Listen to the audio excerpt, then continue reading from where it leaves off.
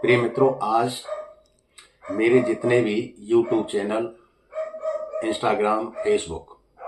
के जो दर्शक हैं उनके लिए जो महाभारत में गुरु द्रोणाचार्य के द्वारा चक्रव्यूह की रचना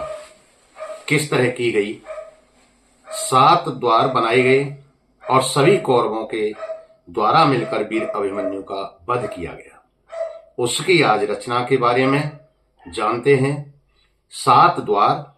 किस तरह थे, सभी महारथियों ने मिलकर वीर अभिमन्यु का वध किया, किस द्वार पर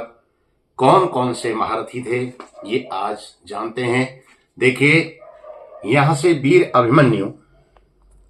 प्रवेश करता है चक्रव्यूह के अंदर,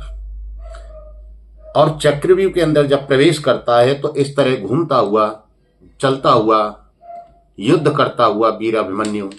प्रथम द्वार, जहां पर स्वयं द्रोणाचार्य उपस्थित थे, उनसे युद्ध हुआ,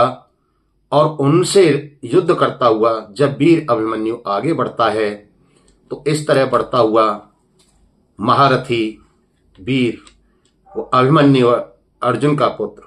दूसरे द्वार पर आता है और यहां पर जो महारथी कृतवर्मा था उससे युद्ध करता है, और यहां से युद्ध करता हुआ सभी महारथियों से लड़ता हुआ, सभी को परास्त करता हुआ जब अगले तीसरे द्वार पर पहुंचता है तो वहां स्वयं कृपाचार्य वहां यह उपस्थित हैं। यहां से भी युद्ध करता हुआ कृपाचार्य को हराता हुआ जब चतुर्थ द्वार पर पहुंचता है, जहां उसका युद्ध महारथी जयद्रथ से होता है, और यहां से जयद्रथ से लड़ता हुआ जब पंचम द्वार पर पहुंचता है, जहां स्वयं द्रोणाचार्य के पुत्र अश्वत्थामा थे, उनसे भी युद्ध करता हुआ वीर आगे को बढ़ता है, और यहां छठवें द्वार पर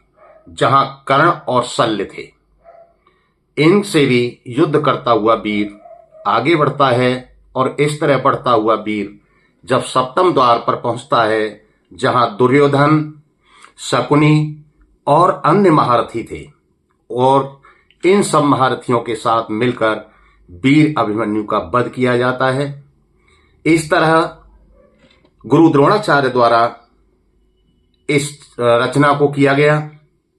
और वीर अभिमन्यु का सबने मिलकर वध किया। जय श्री राधे, श्री राधे।